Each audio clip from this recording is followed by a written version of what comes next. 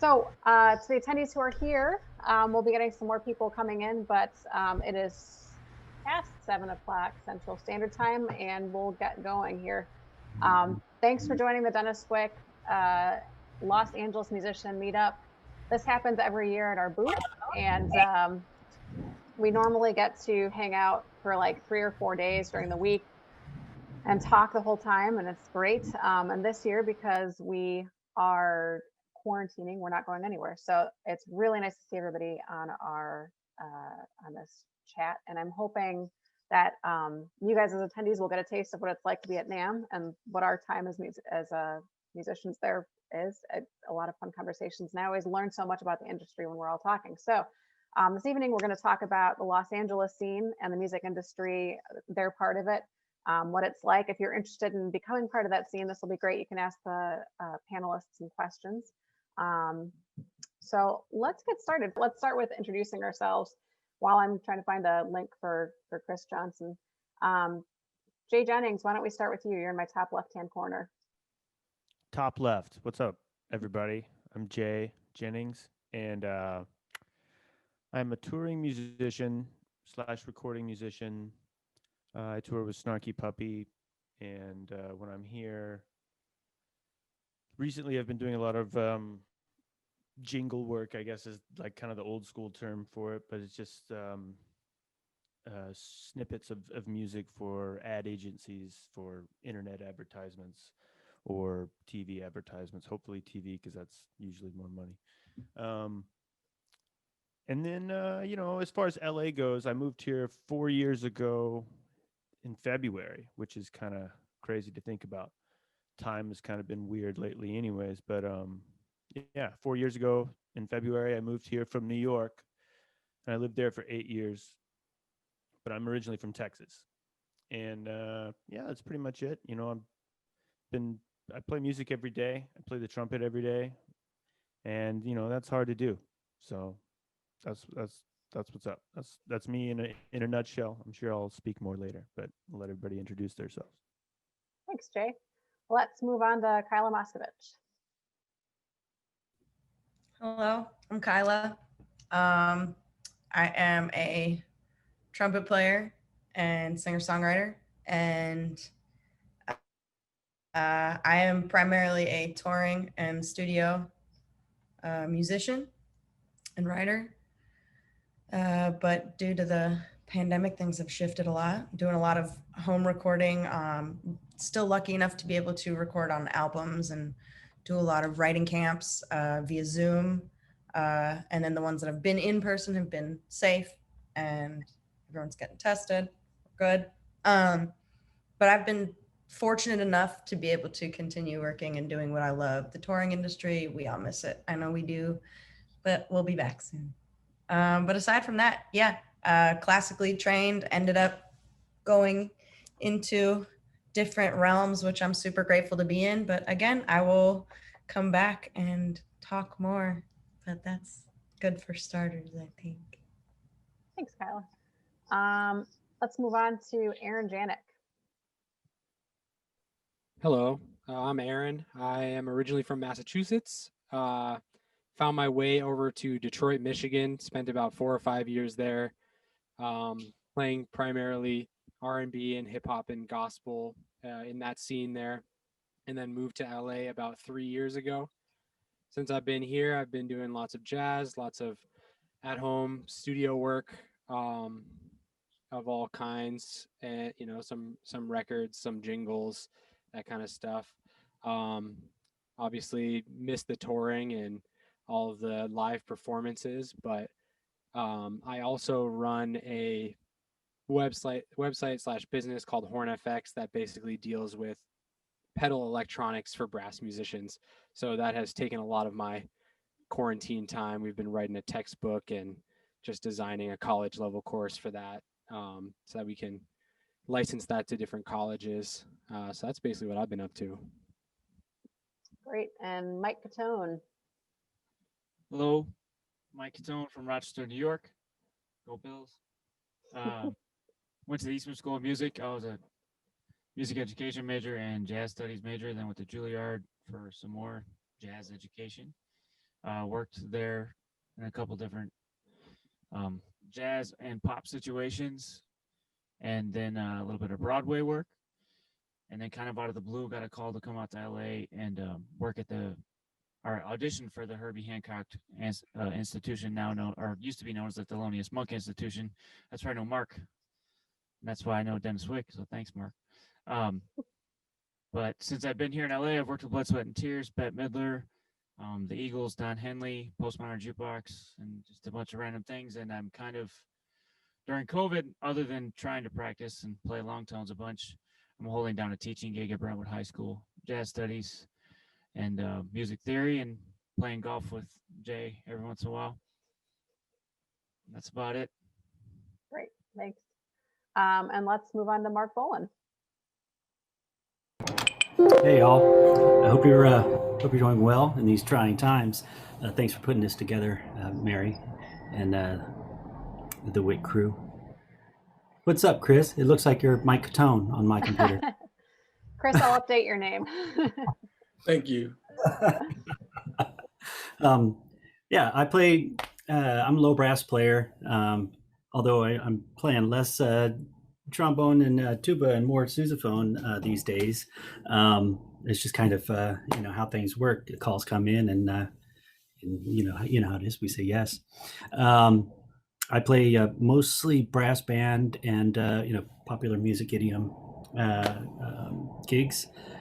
Lately, well, especially since the pandemic, the beginning of the pandemic, I've been hunkered down and writing a lot. I'm finishing up my PhD, and I teach jazz history at UCLA. So I'm staying busy, but not necessarily including all the things that I love. I miss playing with some of you that I can see right now. But yeah, I guess that's it. I'm originally from Cincinnati, Ohio. Yeah, birthplace of funk, even though most people don't think of it. King Records. Yeah, so I think that's all for now. Excellent. And next is Quinn Carson. Hi, I'm Quinn.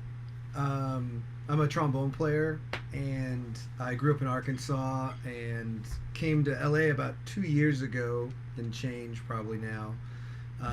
And I moved here to work on a TV show, actually. I got a gig out of nowhere doing music with a writing team for the show Drunk History, and I've sort of been working with them while I was meeting everybody around town and playing music and being a touring musician with some bands and playing some recording sessions and everything. And once quarantine started, the only thing that kept going actually was the writing team, and we got to work on this new kids show that Michelle Obama's putting out called "Listen to Your Vegetables and Eat Your Parents." And it's it's a kids show on Netflix about food, and it's going to be some with all original music, and it was really cool to work on that team.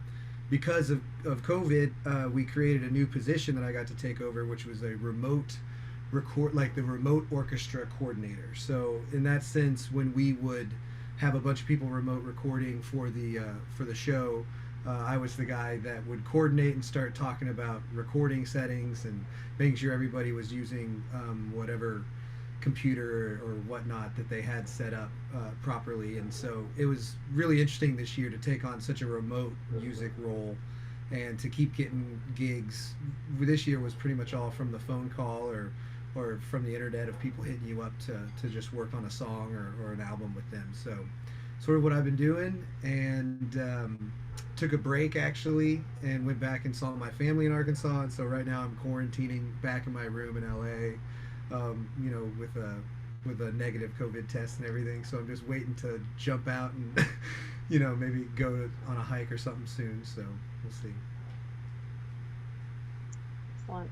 Yeah, Decker Babcock, one of our artists, is out in Colorado, but he does a lot of gigs out in LA. But he actually just found out he has COVID, so he was supposed to be here tonight. But good thoughts sending his way. Last but not least, well, not last but not least, we still have a couple more. Chris Johnson. I'm sorry I put in Chris Jones first. Your friend Michael Jones is coming to our thing in a couple days, and dope. crossing names out. Yeah, Chris Chris Johnson. Johnson. Yep. From Inglewood, California originally, LA native, one of the few. I play trombone and sousaphone, and pretty much all brasses. I delve in all brass instruments. I've toured with Beyonce and Kanye West. We worked with Kyla. Most people on this panel I see I've worked with in various situations. Do a lot of studio work. Do some on-camera work as well, like some miming and acting. Just did a Super Bowl commercial. Super excited about that coming out. And that's who I am. That's what I do. Excellent. Thanks for joining us, Chris. It's a nice surprise to see you here. All right, moving on. Our last two artists, Jason and Ryan, not actually in LA. They're Denis Wick artists, one in Chicago here with me and one in Colorado. I will let them introduce themselves, but this is an artist tank, so I invited all of our artists to come and hang out. So why don't we start with Ryan? You're in my upper right-hand corner. We'll start there. Oh. I can't hear you, Ryan. Ask to unmute. How about now? Hello. Here, hello. Hey, West Coast. I'm a wannabe. I wish, especially right now in January in Chicago. Snowing. It's like the last, I haven't seen the sun in like, I don't know, 4 or 5 days. I'm a classical musician, chamber. I just started doing some soundtrack stuff and recording movies. The little that we get in Chicago.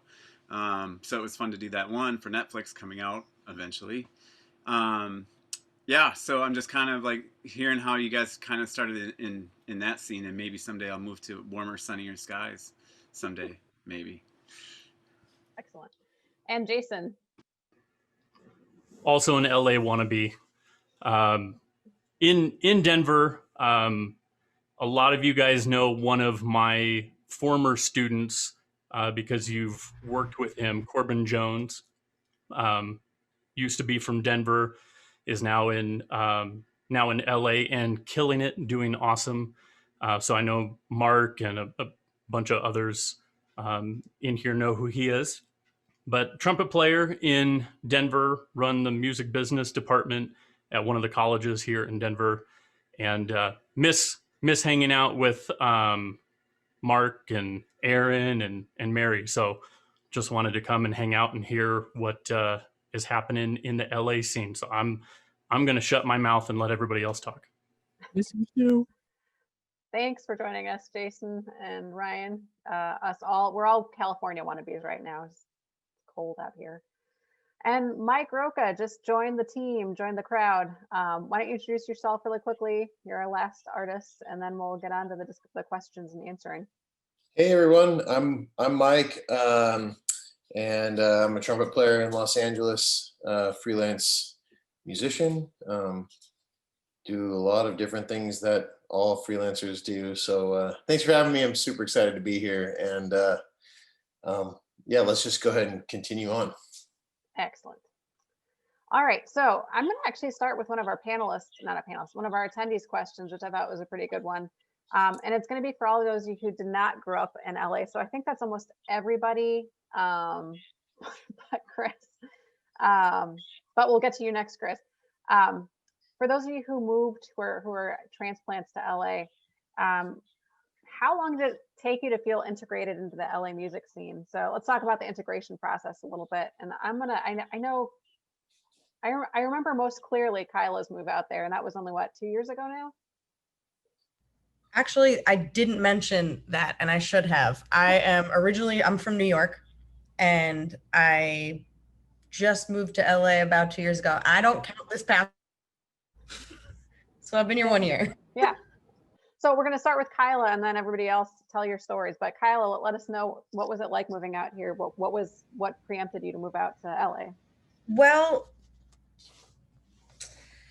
to be honest, I had been in New York for a very long time. All of my career had pretty much been in New York, minus like the orchestral touring and solo, like classical touring that I did while in like high school and all that fun stuff. But I really am grateful for the training that New York gave me, and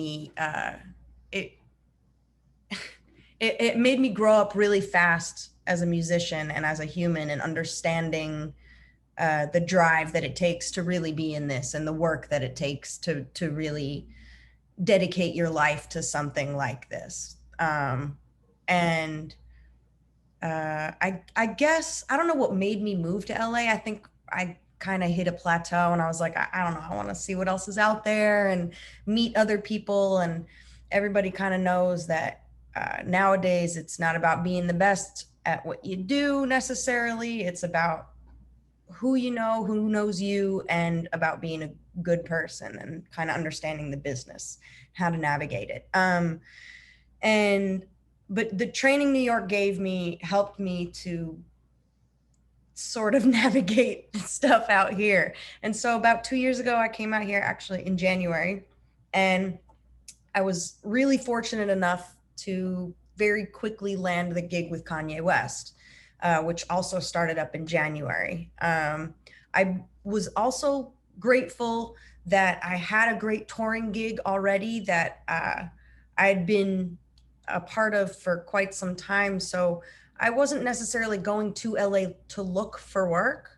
I went out there to learn more, and also due to the fact that I went to Manhattan School of Music and studied orchestral studies. So we didn't learn Ableton, Pro Tools, or any recording, home recording, none of that. And out in LA is a lot of the recording scene and all that fun stuff, the electronics side of things. So I wanted to explore that. And so coming out here, I think that was also a big push for me. It was like, let me learn the fun stuff, the add-ons that you can do, and make, the home recording thing come to life. Cause I really about that stuff. But yeah. So did you already have people out here, so you're moving already to some contacts, or did you kind of get here and have to kind of build a whole new set of contacts? I mean, I had a few friends, like Jay being one of them. Mike I knew, Chris I kind of knew, but not really. Instagram buddies. But yeah, I mean, people, but you don't really, I don't know. I didn't know anybody really. I didn't have any like solid connections or anything. And honestly, I got really lucky. I heard that there was a jam session at Sofitel, and I went my first night in LA, and by just sheer luck or grace of God or whatever you want to call it, I got a call the next day to be part of Kanye West's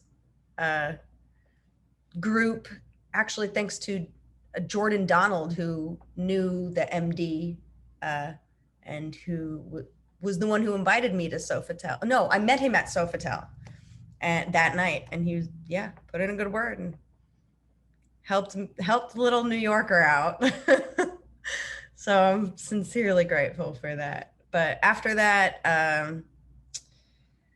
I, on the side, was also doing a lot of writing, and landed a couple really awesome writing camps. And so I got my foot in the door with a really great writing camp hosted by Adidas and Keep Cool upon arrival into LA. And that really got me into the writing scene, and also showed me a lot and taught me recording and Pro Tools. And I just got a great opportunity to just watch and learn and listen and be around other people who were already doing this type of stuff. People like Chris, people like Jay. And, so LA is just a melting pot of different minds and different ideas and different backgrounds. So I think the more people you can meet out here and learn from is probably the best, because there's so many things. So thanks, Kyla. So for the other LA transplants that are here, of our panelists, how many of you knew people coming out there? And then follow-up question is, do you think it matters how many people you know coming out there? Is you pretty much have to just reestablish yourself either way, or did you feel like the people you knew when you moved out to LA really made a difference in getting yourself established? I mean, I feel like other people can give inputs into this too, but I really feel like if you want it bad enough, you'll reach out to people and kind of get to know people, whether or not you've made those connections prior or because you can have all the connections and know all the people in the world, but if you're not the one, you know, making those moves and showing the commitment, your connections really don't mean anything, at least in my opinion. Yeah, I guess I'll speak to this a little bit. I think I agree with Kyla. It doesn't matter how many people you know or who you know. I think sometimes knowing that one or two right people can help, at least set you up.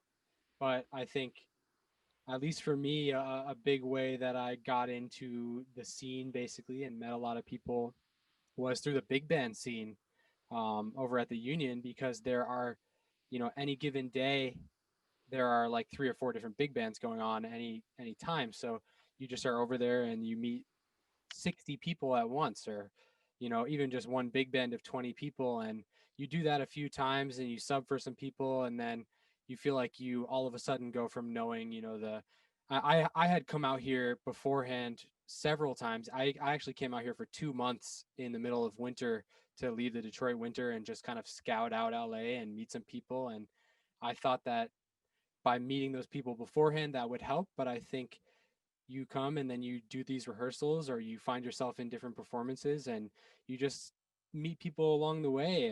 And before you know it, you know, more things are happening. So I think I would say that, like, obviously having that one contact or two contacts that can give you a ton of great work right off the bat is a great thing. But if you're patient and you come out here and you just, you know, do what you can, that will help too. And then the one other thing I would say is, I think it's a really smart idea to meet people who play the same instrument as you. I don't know how many people actually do this, but I know for me, that's been incredible. I mean, I lived with Mike Rocha for a while, and he helped me a ton in my early years in LA, and met some other trumpet guys that passed along work to me, like Mike Catone as well. And before you know it, then it's, you know, you're just another one of those same people, and you're part of that same family. And then it's like you were, you know, it's like I never wasn't here. Now I just feel like I'm here. So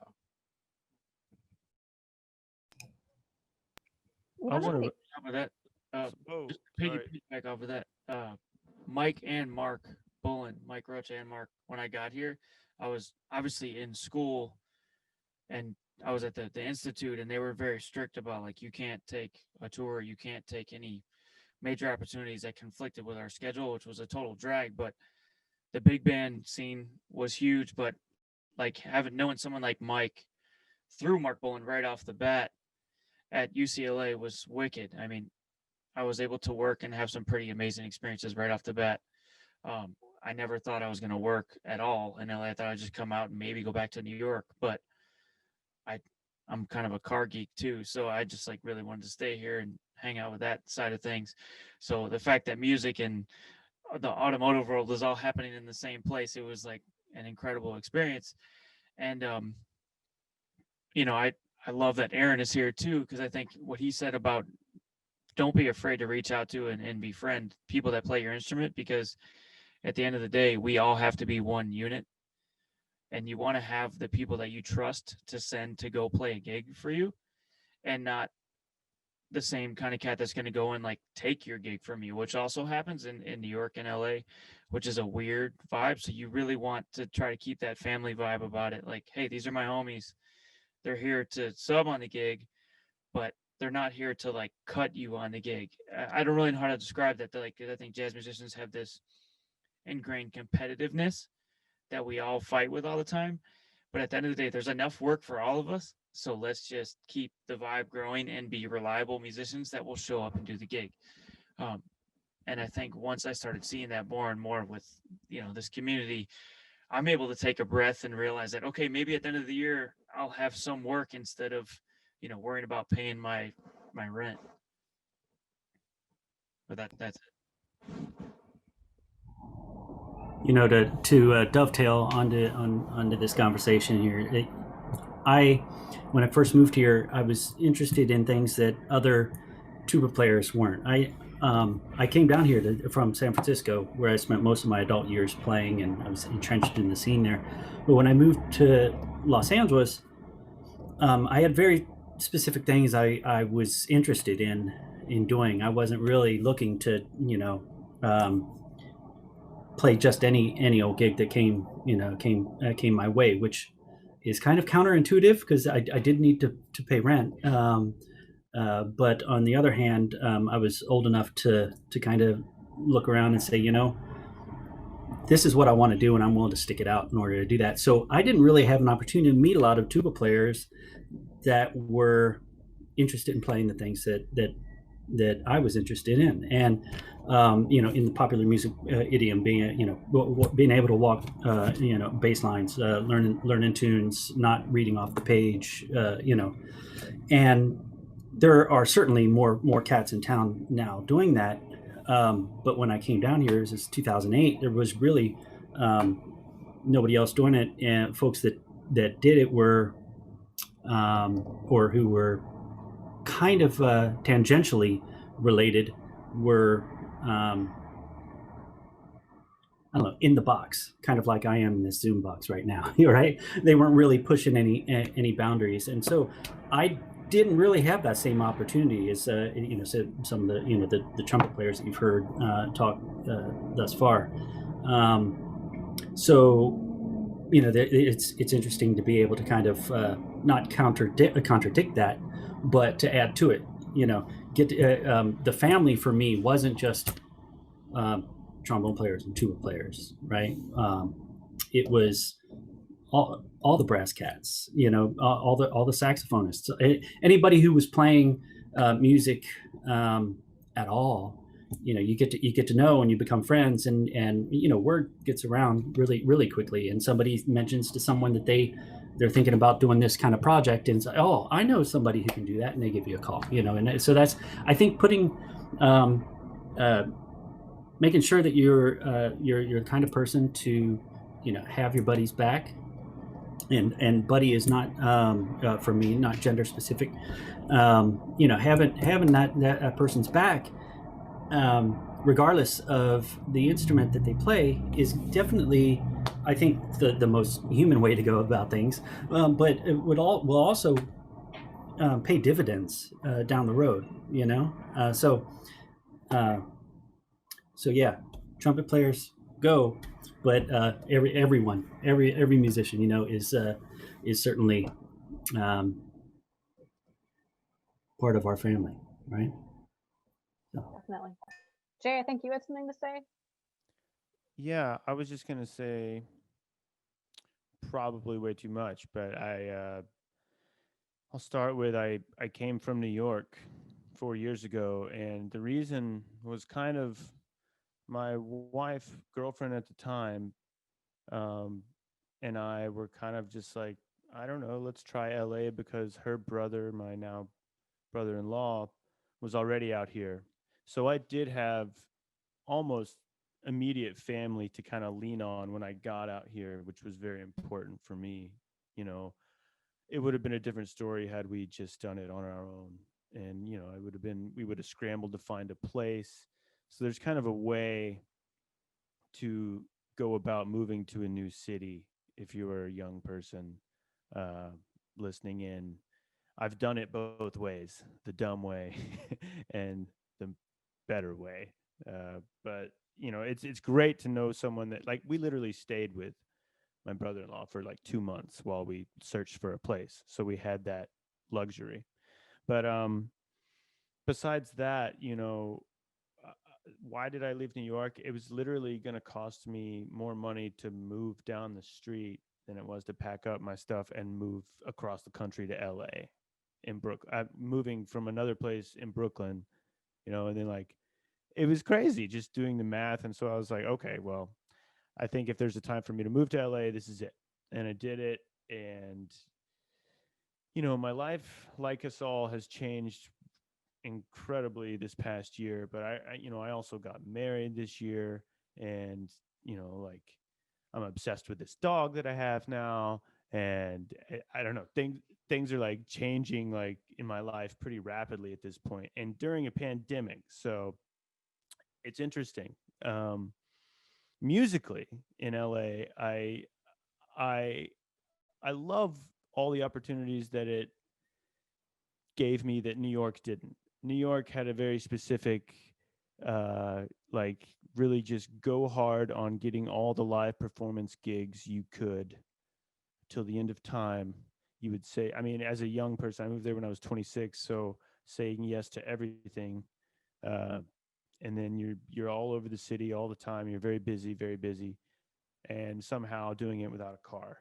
And then you move to LA, and it's like, okay, well, I got a gig, but I have no way to get there. Don't have a car. So you need a car in LA. There's all these like, I like to think that LA is kind of the opposite of New York. You know, after living in New York for 8 years, there's a lot of comparisons that I know it's kind of stereotypical to say so, but if you look at it and you've lived in both places, you can really line those things up. And it is true. They're kind of polar opposites in a lot of ways. But, you know, during this pandemic, I've just been really honing in on recording at home. I've always been doing it via help from other people. I've had that luxury of stepping into the roommate's room and having him be a professional sound engineer and run all my sessions, and just kind of being like, oh yeah, I'll just track all day and not have to worry about any of the, you know, BS that I really have no interest in doing. And to be honest, I still, you know, even after learning and doing all the tutorials and doing it for about a year, going in pretty hard for about a year, like I still don't enjoy it. I'll be honest with you. Like I love creating that way, and I love the compositional element that it gives me, you know, because I never had that before. I just wrote with a pencil and a piece of staff paper. So like using Logic or Ableton or something like that is really creatively, it opens huge doors when you learn all that stuff, and you just have all this at your disposal. It's crazy. But yeah, I put it off for a while because I had the luxury of having friends, you know, do it. But I still don't enjoy it as much as performing. Miss performing very much. Yeah, I don't really know where to go from there, but I think a common thread that we're hearing from everybody who's kind of had to move into LA is it's a pretty welcoming scene in a lot of ways. I mean, I'm sure for not everybody it feels as welcoming, but I mean, all of you who have moved there, whether you had friends or not, you were able to insert yourself into the scene pretty quickly. Well, I'll say that just before I stop that, when people ask me why do I live in LA, like especially like I'm from Texas, my family sometimes asks me like, I just don't understand why you pay all that money in rent to live up there.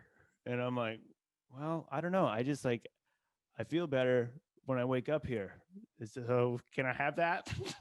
You know, like, do I need a reason beyond that? That's my LA like thing. I don't know. People dog on living in LA sometimes, and I'm like, yeah, but I mean, have you tried it? Because it's pretty nice. I'll stop. Well, for those of you who are very familiar with LA or, you know, the area, like, and I forgot, Mark, that you spent you were for a long time in San Francisco, but so this is moving on to the guys who have been in the scene for a long time. So definitely Chris and Mark and Mike Rocha. I don't know how long you've been there, but a couple people have mentioned you being there already when they got there. For those of you who've been on the scene for a longer period of time, has it pretty much stayed the same for like the last 10 years or so? Or, you know, or have you seen, you know, in the time that you've been in the Los Angeles scene, have things been slowly changing and moving in a certain direction, or has it been pretty much the same type of gigs, the same type of hangs, the same type of jobs? What I like about LA is the amount of opportunity. Even during the pandemic, there's so much opportunity out here, and I feel like it's been that way for so long. So yeah, you said 10 years, probably more than that. So the studio hang is always prevalent, you know. There's so much opportunity out here. You know, I lived in Chicago area for a little bit when I went going to grad school out there, and I stayed a couple years afterwards. And I was like getting on that music scene out there. So, you know, and just trying to grind and build my way out there. And then I decided to move back to LA, and I was like, man, like the ceiling in Chicago is like, to me, was a lot lower than LA. Like there's like no ceiling in LA. There's no amount of like how, there's no like, you can go as far as you want to go, as far as you, in the music industry out here, to me, you know, and that's what I love about it. Dude, I mean, that was one of my main reasons for leaving New York. I mean, I lived in Rochester, I moved to the city, and I saw like the Lincoln Center Jazz Orchestra and the Broadway scene, and they're both really cool, awesome places to work. But that ceiling that you're speaking about is kind of crushing when you go home at night and you're like, man, I can barely, I've worked 7 days this week, but I don't know how I'm going to be able to pay my rent, my Metro card, and get the good groceries this week. Not the Key Foods groceries, but like, let's say I wanted to go and get a couple things from Whole Foods. Like, I can't do that. And I can't pay to rent a car to go to the wedding gigs on the weekend because it's just that expensive to live in New York. But also I see that glass ceiling. And ever since I came to LA, it was just like, your groceries are cheaper. Yes, there's traffic, but you can get yourself a beater car and get from A to B. And then you've got like Chris, like I see we're at the casting calls for Nancy Clayton. You know, like you go to Nancy one week and maybe you get lucky and you hit the jackpot and you do a gig, and hopefully it's not one of the casting calls where all of LA's music scene shows up to do one commercial for Budweiser. That you got lucky, man. You got a couple of them, so you're killing that game. So there's that, and then there's the teaching scene, and then, you know, if you want, you could do some contracting work on a weekend too. Like there's so many opportunities out here. Like you could install a sprinkler system and be a musician at the same time, and it just all works. Like I don't know, it's LA's just its own animal. And in New York, I felt like I was gonna explode. And then the subway at 1 a.m. when you're tired, maybe you've had a couple drinks, and that train just doesn't come, and you can't afford a cab ride home. Like New York beat me up. I had a great time, but I'm really grateful for LA and everything it has to offer. Yeah, I love New York as well. But it's after a few weeks sometimes, or after a few months, it does feel like this. And I don't know, for me, just having the pedals being a part of my life, I was like, man, do I really want to lug a 50-pound pedal board in the subway at 2:00 in the morning? And that was pretty much an immediate no. So that's why LA happened for me instead of New York. I want to ask Mike Rocha a question, because Aaron was talking about the big band scene earlier in LA, and I've been here for 4 years. How long have you been here, Mike? A little over 10 years. Okay, much longer, but the big band thing is like, to me, it was rare to see that coming to LA, because I came from North Texas, University of North Texas, where like it's a very similar type of vibe up at the Union, where these big band rehearsals take place that we're talking about. You just get together, and some people you just call them reading bands, just get a bunch of horn players together in a rhythm section, and it's big band reading stuff. And like that's what we did in college every day, was just sight read big band charts, and it was a very useful tool that sticks with you for a long time if you can, you know, do it every once in a while. And I want to ask you, Mike, like, how did you get involved with that, and like who were some of the people that got you into that? Because I've met so many people through that, and gotten a lot of gigs through that scene from moving here. So just wanted to ask you how that was for you. Yeah, totally. And real quick, shout out to Quinn Carson. What's up, man? We were at fucking Berkeley together. Good to see you, dude. Yeah, I haven't seen Mike since college, but yeah, I was lucky enough to get in some big bands as a freshman when that normally didn't happen, because of some RAs and stuff got me on the auditions, and I got to play with Mike, and he blew me away, and then left Boston for good in his rearview mirror. So So yeah, man, I definitely am 100% fan of Mike. If you guys haven't heard him play, you got to find the stuff he's on. Right on, thanks, man. and good to see Aaron and Catone again. It's been so freaking long. And Mark Boland, you guys, I miss all you guys. We've had such good times. And Jay, man, the stuff we recorded at Vitello's, before COVID hit, man, that stuff is freaking so cool. Anyway, back on topic. Good to see you guys and everything. Yeah, when I first came to LA, I immediately met Javier Gonzalez, who a lot of you know is a trumpet, primarily like a high note specialist, and works a lot in salsa bands and does a lot of TV work nowadays. Has ridiculous high chops, so kind of a freak of nature. But he heard me practicing and he's like, yo, I need a second trumpet player for this salsa band. And so I was literally working like the first weekend in LA, just random salsa gig.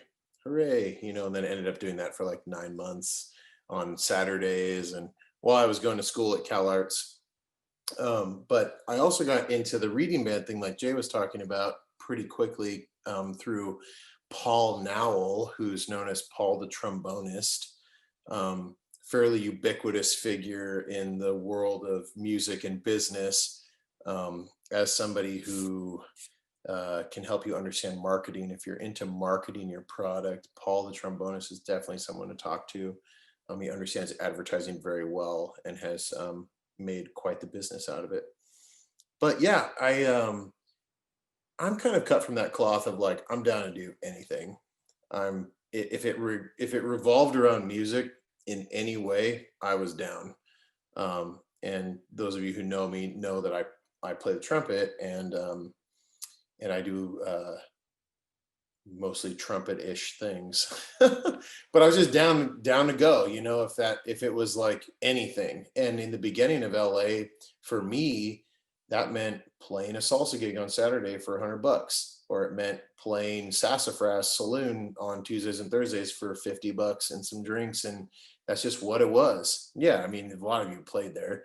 It was a thing, and I was able to kind of grind out that those beginning stages, but also use that as a catalyst to be heard. You got to be heard. You got to display what you can do in the world. And that's what it's really all about. And, I'd say what was like within, I don't know, like 5 years of being in LA, like started to actually like gain some real quality ground and, with good milestones along the way. But about 5 years in, and that's what they say. Like if you talk to some more seasoned vets, they say LA takes 5 years to really kind of place you where it thinks you go. So you're telling me there's a chance. Excellent. And this year doesn't count. Kyla already said this year doesn't count. So it's true. This year is like a time warp or something. Like when I start to talk to people about like, oh, this time or that, you have to factor in this year that you're not counting in your head, because it just like went by and you're like, I'm not counting the COVID year. It was just like this random like time warp. Anyway, the reading band thing at the Union though was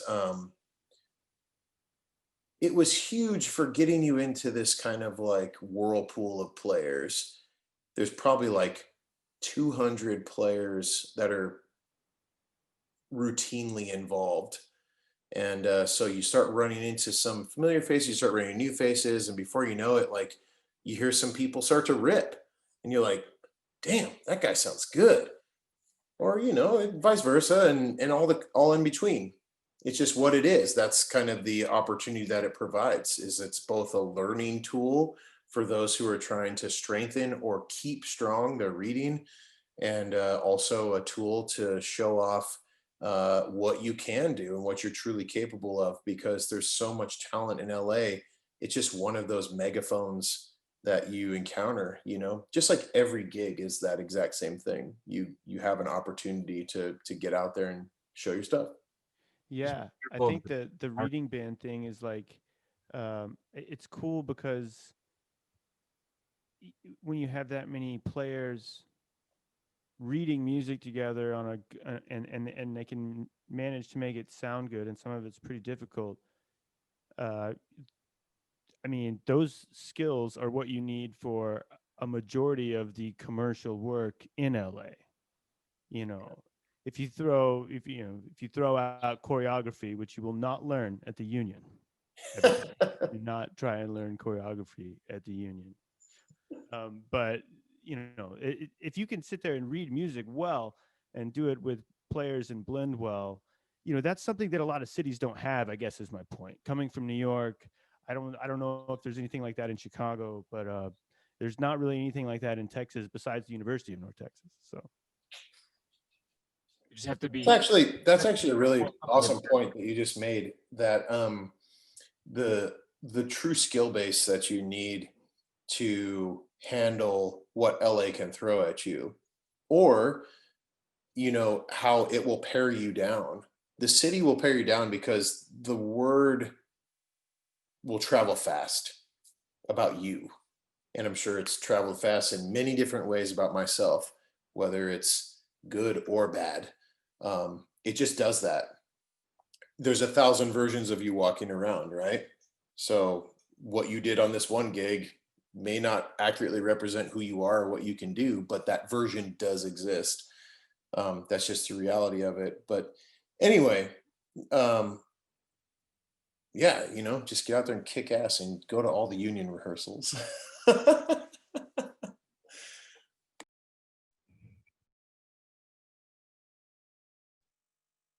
Am I supposed to do a question pass? No, Mary's on mute. Oh, Mary, can't hear you. I was hitting my space bar. It wasn't working. I was saying, keep up on the space bar. What was that? I hung up. Keep up on the space bar.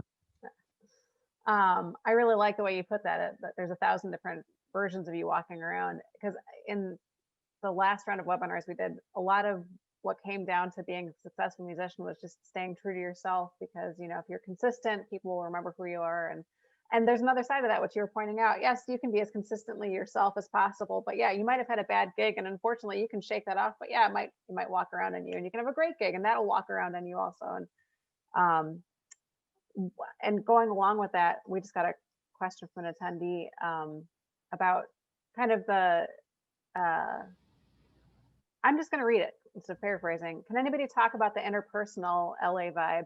For instance, people say East Coast city folk are cold but honest, and LA people are sweet but superficial or dishonest.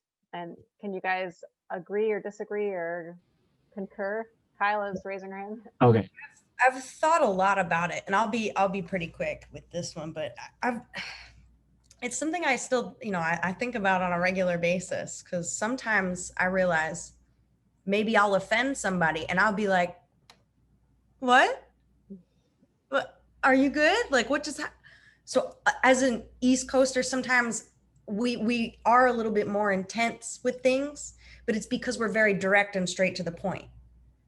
So it's caring in a different sense. It's not that one is less caring and just rude and obnoxious and the other is sweet and, and then has this dishonest side. I don't think it's that simple. But I do think that there's beauty on both ends. I think that East Coasters, New Yorkers, like myself, are very direct, straight to the point, just because we want to get the job done efficiently, blah, blah, blah. But I feel like in LA, people are trying to figure you out, because a lot of people you meet in LA aren't from LA, or at least the people I've encountered. 90% of the people I meet are from other places. Everyone's just trying to figure each other out. But I did hear that, upon moving here, people were like, oh, well, be careful, because everyone there. I don't know. Do I get that energy? Yes. But I think it's just as simple as there's a barrier you got to break down. And it's because not nobody, but a lot of people aren't from here that you encounter. So it's like, hey, like, what's up? But yes, upon arrival, it is kind of weird at first. You're like, why are you so nice? Like I don't even know you. And then the other thing is, if you don't match somebody's energy, people will get offended. That's something that I've found to be a little funky. It's like maybe you're not having your best and most happy day of all time. But if you don't greet somebody, especially from a woman's standpoint, if you don't greet somebody with a, oh my God, hi, how are you? Like people are going to feel away. And it flows into the studio sessions or into the gigs. But I feel like it's just all a business and you got to just not take anything personally. I completely, that. yeah, that's she hit that one on the head. I guess I'll just speak to my specific experience. I mean, you can be at Smalls at 1 a.m. I played in the house band every other Friday for a whole summer with this amazing drummer, Lawrence Leathers, Paul Sakivi, and Aaron Deal. And we'd just be swinging away. And every once in a while, you know, rest in peace, Roy Hargrove would bless us with his presence.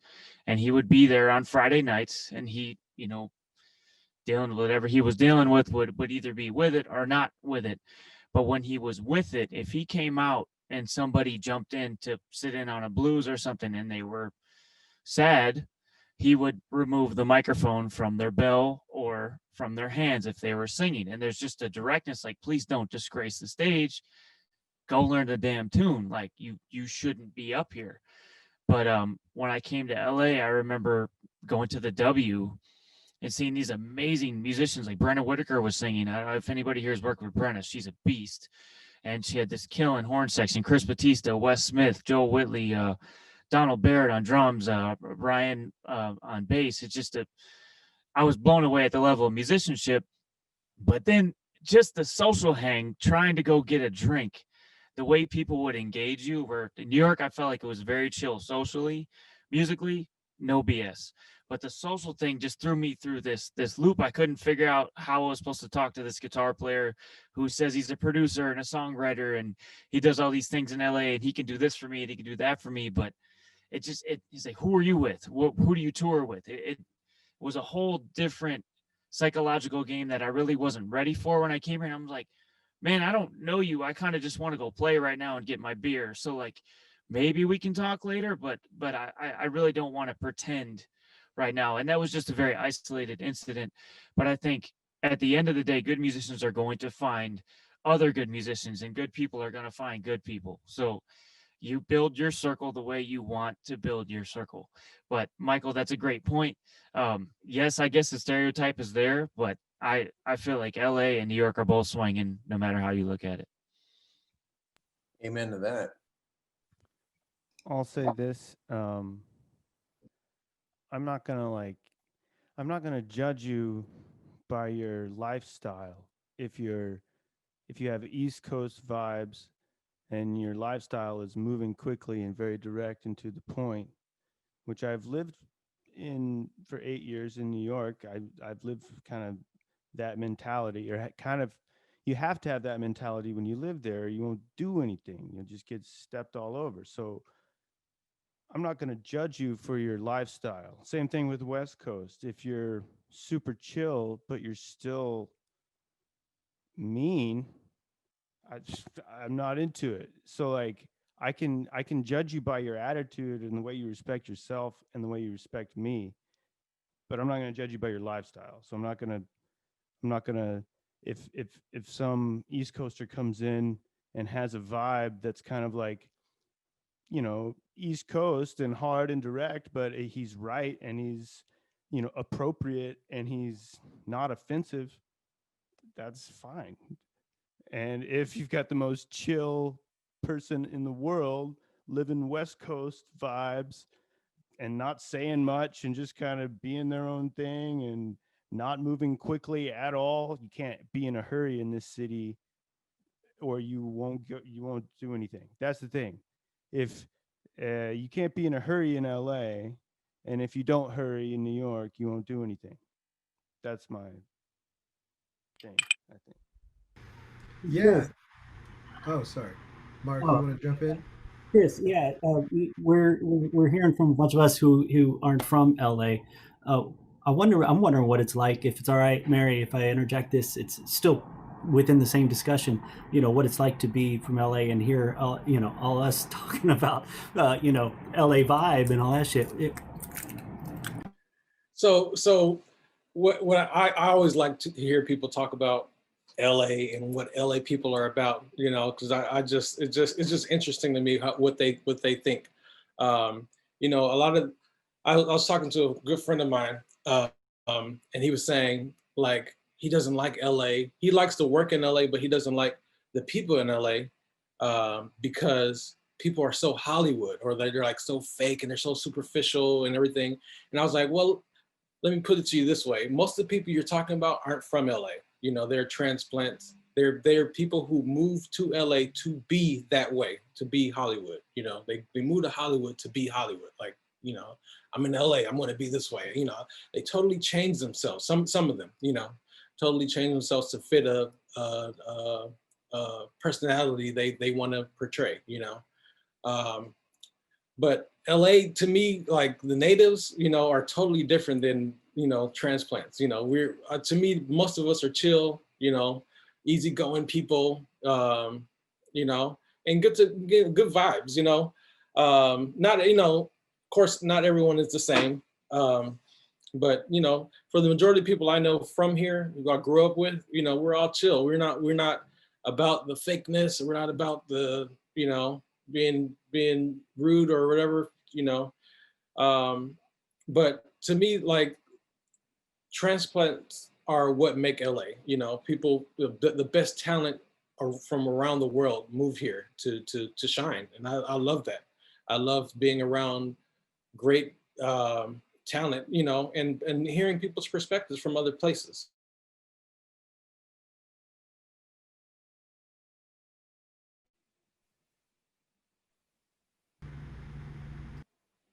Thanks, Chris. I think we lost you for a second at the end, but yeah, you know, it's interesting with all the transplants too that we've brought up a couple times. There's probably a lot of people who are kind of in transition into more of a local, like the local laid back California, LA personality that you're talking about, Chris.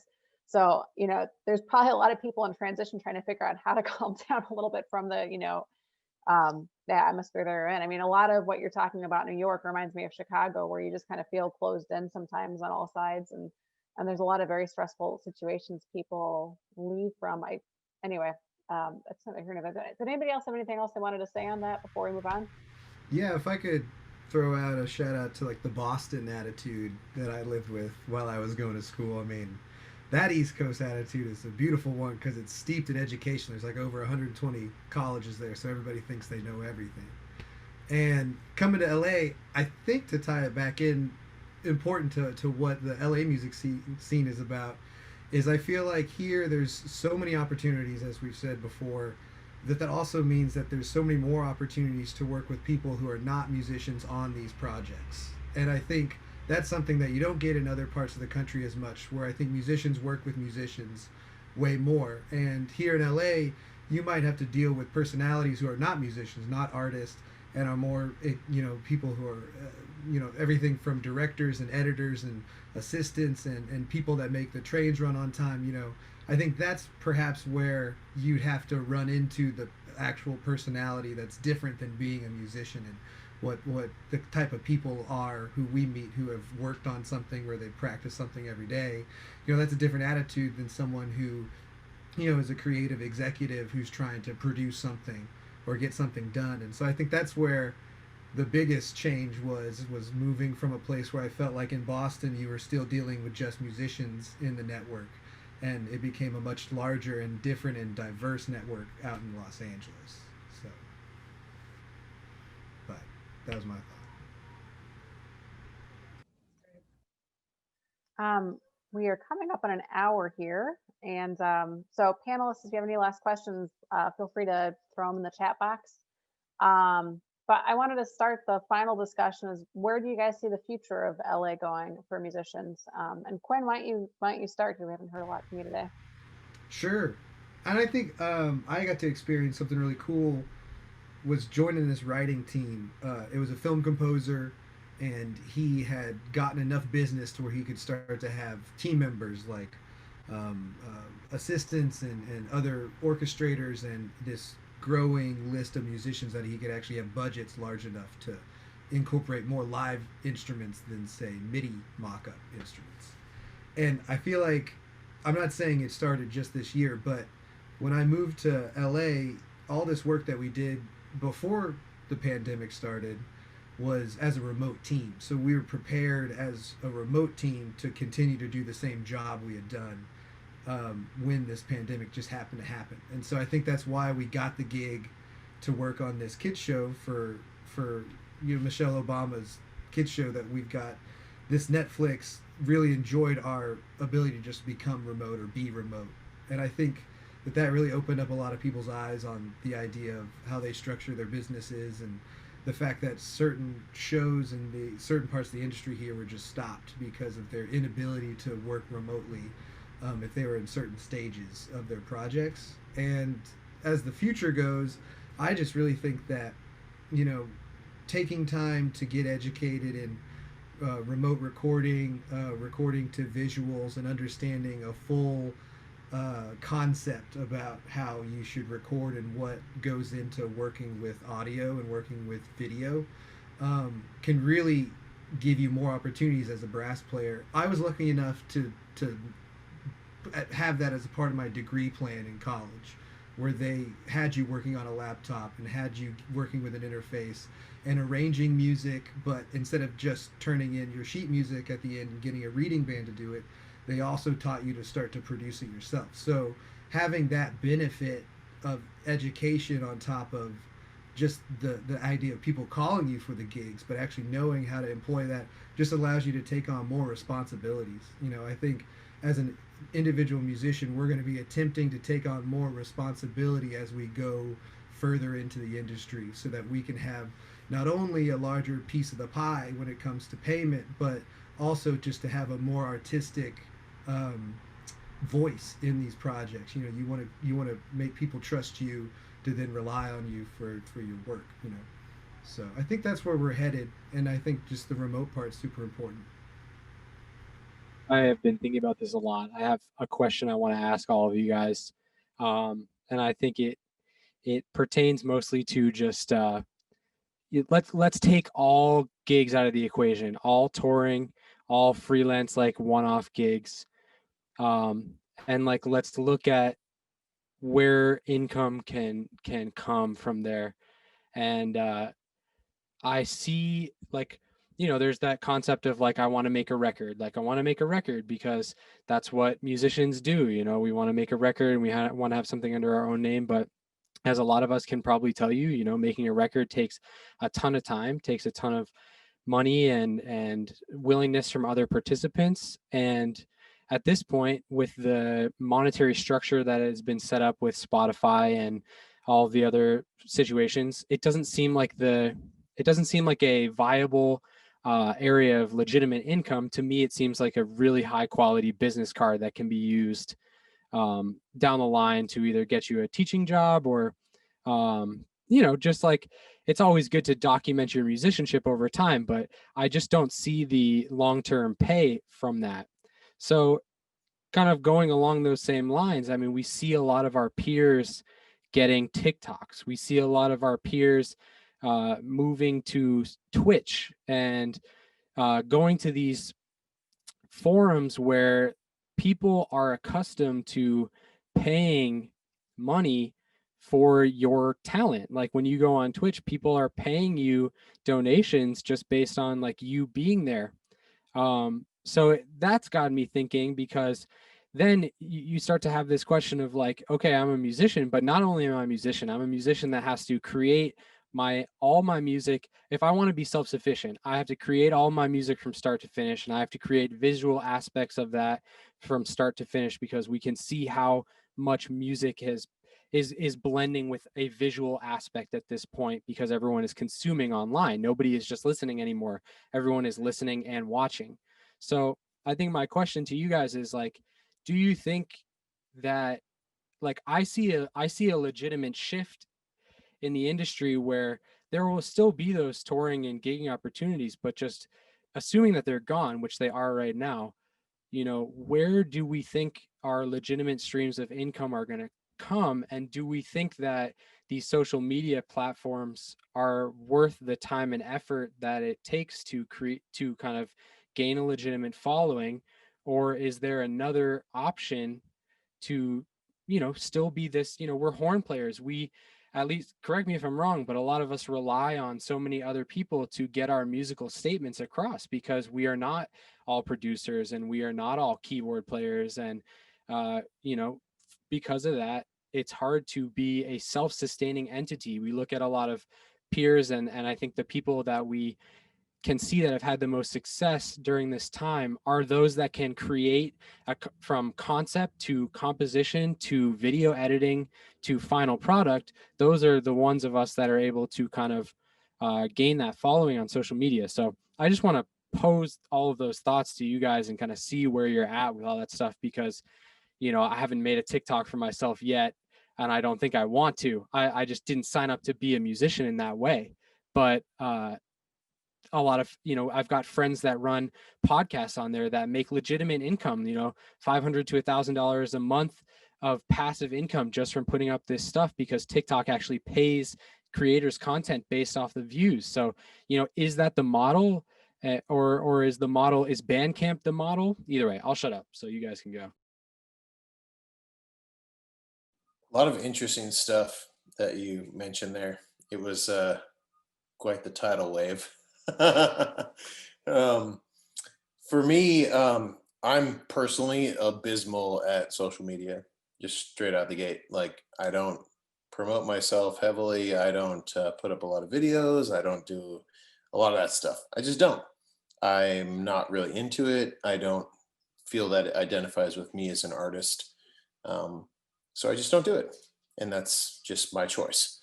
However, in regard to the things that you're saying, if all of us were Jacob Collier, would we all garner the same amount of viewership as Jacob Collier? I mean, that's something that I think about, is like, well, if we all did that, right? If we all became this like producer, writer, performer entity, how much room is there even for that in the world? Just straight up, like, think about that for a sec, and maybe there's an answer there that it kind of leads to like why things kind of are the way they are in general.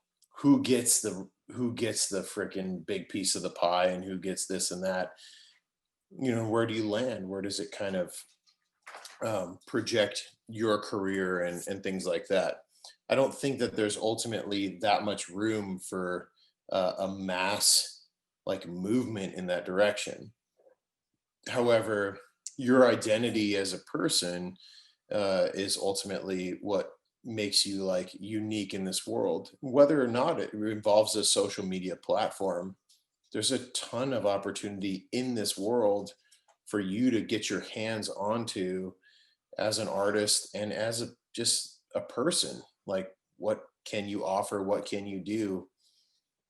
Does it always necessarily revolve around like what we perceive as the like the norm, right? The normal way of receiving media and getting paid out for it. And then you touched on a lot of things. So like, you know, the union contracts with like TV agreements and stuff like that are constantly in flux. Like, the scales for that just changed, and Spotify is terrible. You know, I mean, the payout there is really, really bad. And I don't see that as sustainable. You know, I just don't personally. Maybe you guys have had a different take on it. I did that Panic at the Disco record, and the secondary market checks on it were pretty bad for doing 10 tracks on an album that had like 10 billion streams. It was just kind of like, really? That's like where we're at right now? But that's what it was. So what am I going to do? I'm just a trumpet player. Just something to think about. But yeah, Aaron touched on a lot of stuff, so I'm sure other people have things to say. So I yield.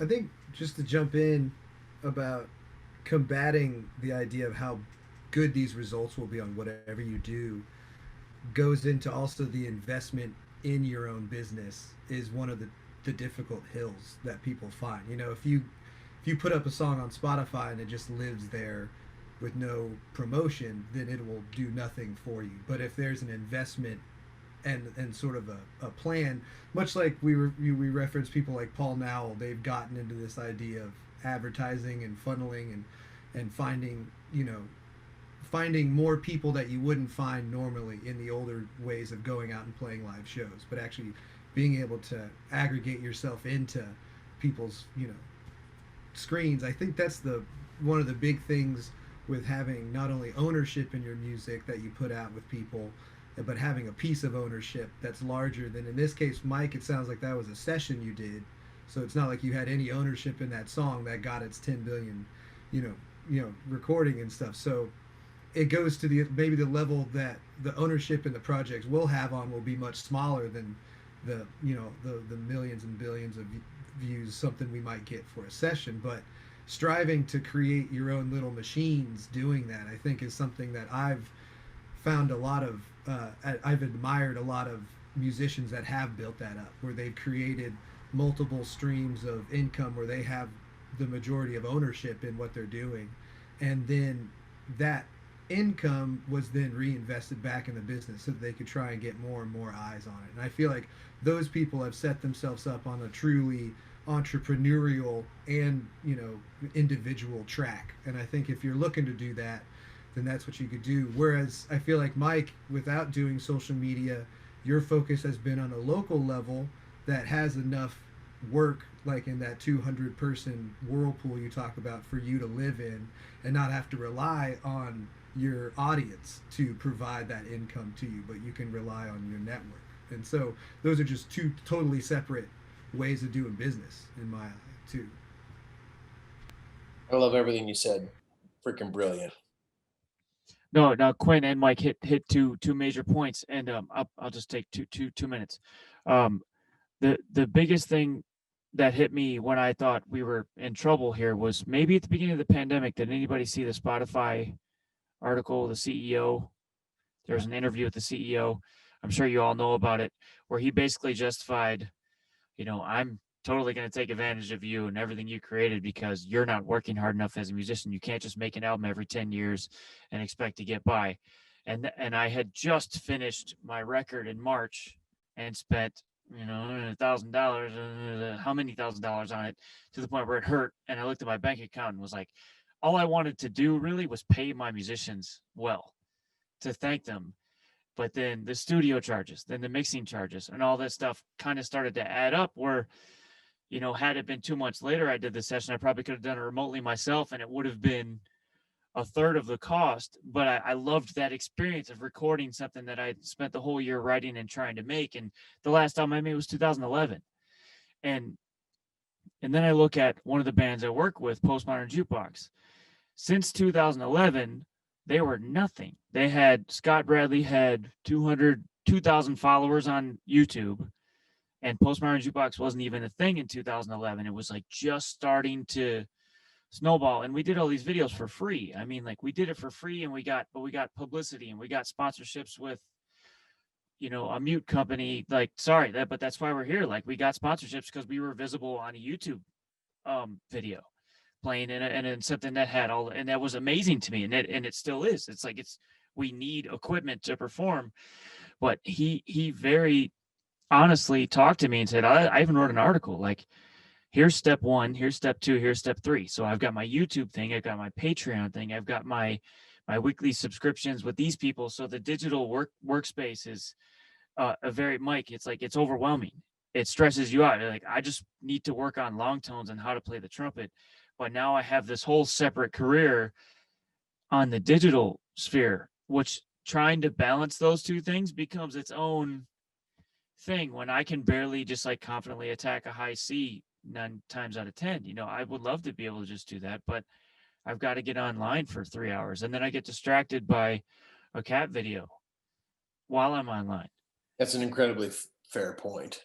And then the monkey brain starts, and so you have to like meditate to calm down. I don't know. Like, yeah, this is my own inner dialogue with all of this. This is exactly what I'm trying to get at here, though. Like, I'm glad we're having this conversation because, you know, this is like, we're realizing that either our additional job is that we're a full-blown producer, mixing engineer, videographer, and that's how we manage our career, or it's that we're a full-blown entrepreneur who is like, you know, spending hours and hours online building this brand. So, you know, I guess I see so much potential in the building of the brand, kind of the Paul Nowell strategy.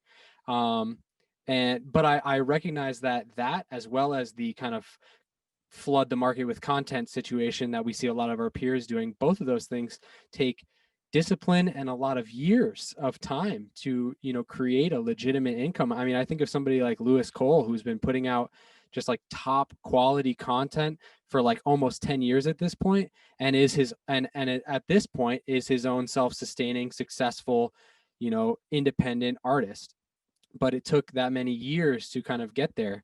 And then I want to forward it even a little bit more into the educational sphere, because now it's like we don't even know when colleges are going to go back to in-person teaching. We all know how impossible it is to teach Zoom lessons about music, and you know, just to kind of take that down to the elementary school, middle school level, it's pretty much impossible. So is there even, for those of us who maybe have educational aspirations long term, you know, what is that educational market going to even look like when it's, you know, when it's our time to kind of get involved in it? Is it going to be completely online? And are we going to be, you know, teaching from a computer, or is it going to be back to being in person, you know? I think the last thing I want to say, and those are all very good questions and very good points by everybody, is that I will, as far as the future goes for me in LA, I will continue to search for the void that has been in my life for the past 11 months, which is live music. I feel like as an artist, I strive best with a live audience, playing music with real people.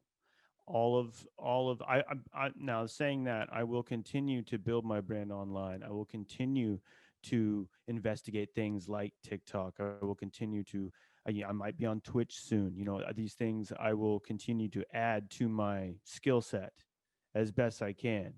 But from a mental health standpoint, personally speaking, I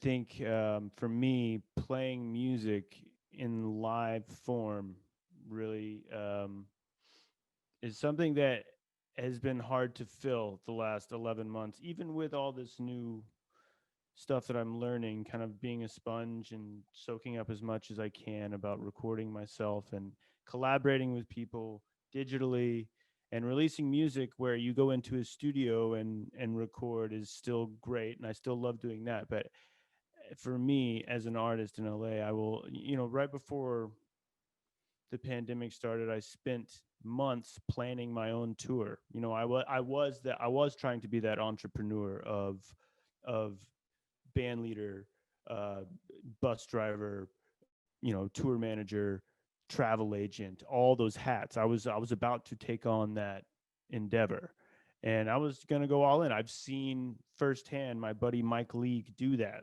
and build up an empire. I've watched it happen. So I've had just that exposure to it. I felt confident in doing it. And then the pandemic hit, so I definitely lost some steam. But I do feel positive that we will be back to a place where live music will happen on the regular and we won't be wearing masks. I'm not saying it'll be even this year. I don't know, but it will be back. And I just try to hone in on that positivity when you get overwhelmed with trying to make it as something that you haven't ever tried to make it as before.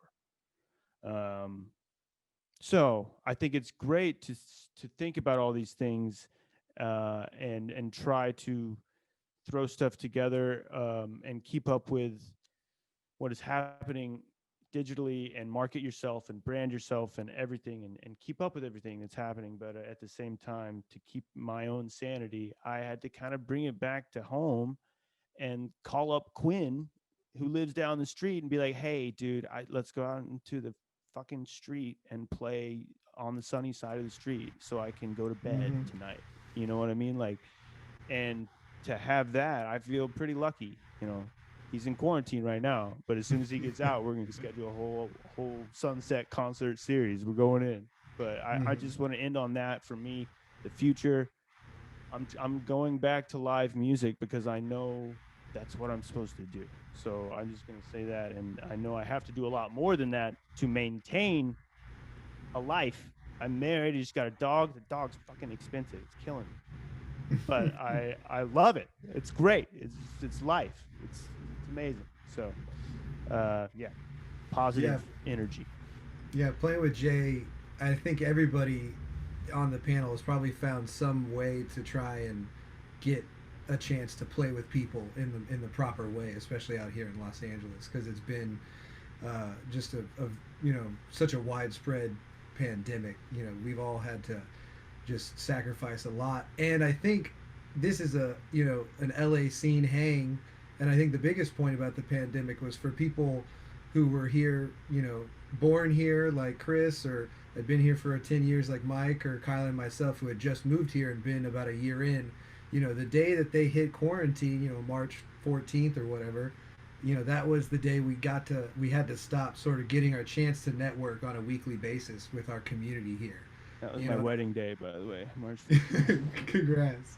And that's the thing too, is it was, when you move to a town like this, the old saying is you can't wait for the phone to call. You have to go out there and be a part of the community.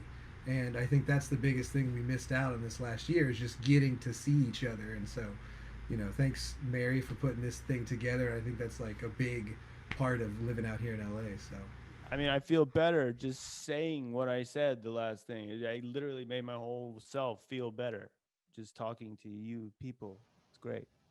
Yeah. We can still do this, right? We can still do this. Yes. And that's the other thing, is I feel like as musicians and as artists ourselves, we tend to be our own worst critic in these situations. And you put a lot of pressure on yourself because of the momentum you may or may not have had pre-COVID, such as, sessions every day, keeping yourself busy. I got shows every day of the week, like da-da-da-da-da, I got this, I got that. But then you're hit with an entirely different set of situations. And I feel like we don't check in with each other enough or give each other the space to grow these situations. And that's something that I've had a lot of time to reflect on, especially as a woman and somebody who does not have family here or around me, or I haven't had anybody to, quote unquote, help me, whatever this is, the past year. It's like, I don't, my family's in New York. They got their own situations going. People have lost family members. People have grieved in ways that, some of us can't even imagine, all behind four walls that we're supposed to make seem like we're okay. And we're able to power through this, like, oh, I'm staying positive every single day and I'm, making the best music of my life. Oh, this is the one time in my life I'm ever going to have this much time off. Oh, I got to create record after record after record and learn new skills and do all this stuff. But like, man, we're all dealing with this in our own way. And whether, I know people who just, a success is just waking up and being able to go to bed at night and with enough power to wake up the next day. And that, I feel like we could sit here and talk about how successful we've been during the pandemic and talk about what we have and haven't done or what we want to tap into and all this. But I do feel a need to call some attention to, whatever win, big or small, we're still here doing this because we care and because we love it. And it's something that gives us life. So even just picking up your instrument to play and keep up doing what you're doing, even though quote unquote everything's been taken away from us, or everything we know and is a comfort zone has been taken away, or everything we've worked our entire lives for, so to speak. So I could go on and on about this for hours, but I'll conclude with that and just say that I'm really proud of all of my peers and the people in this industry who have been able to create or learn something new, or even pick up their instrument amidst all of this. You know, we're able to still speak a universal language and tap in with each other. And I think we should continue to do more of that.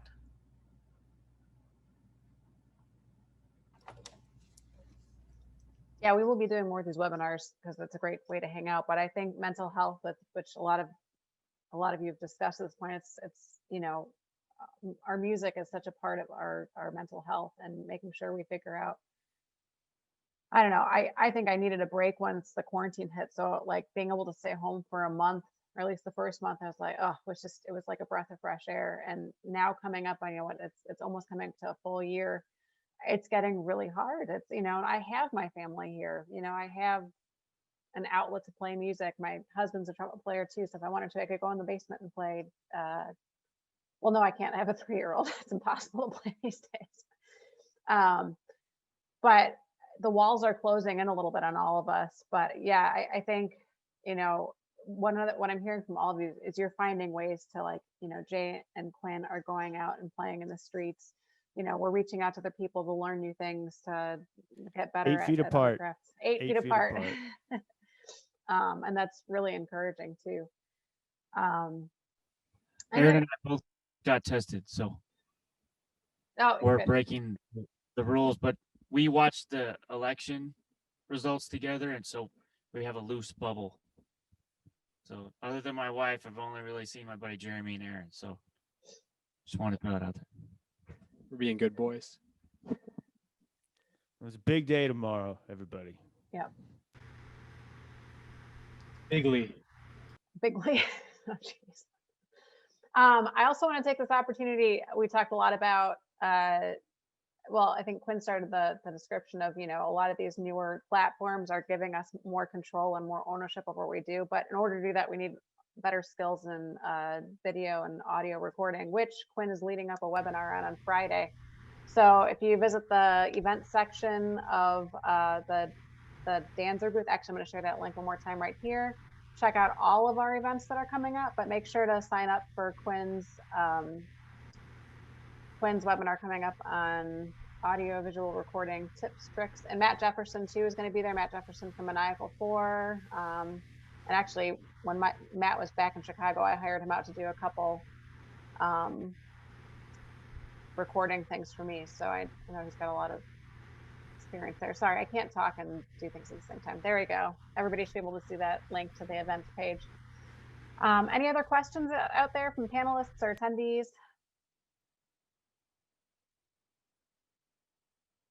Silence.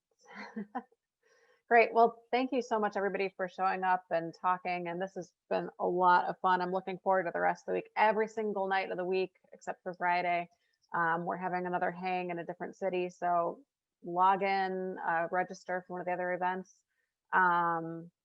If you want to know more about Denis Wick products, you can check out the Denis Wick app. You can go to deniswickapp.com if you don't feel like downloading an app. If you're at this webinar, you have my email, so you can reach out to me. I handle all things Denis Wick for Denis Wick North America. Mike Rocha, it was nice meeting you. I don't think we've met in person before, but this was great. And everybody stay safe, stay healthy out there, find some musicians to talk to and play with. And we'll see you sometime else on another webinar, another artist thing. Oh, and if you want to continue the conversation, or if you've got questions for any of these artists, make sure to join Team Denis Wick, our Facebook group, to continue the discussion and stay up to date with everything else that's going on and the other new webinars we're having. So thanks, everybody. Have a great evening. Thanks, y'all. Bye-bye, everybody. Stay strong, LA. Love you.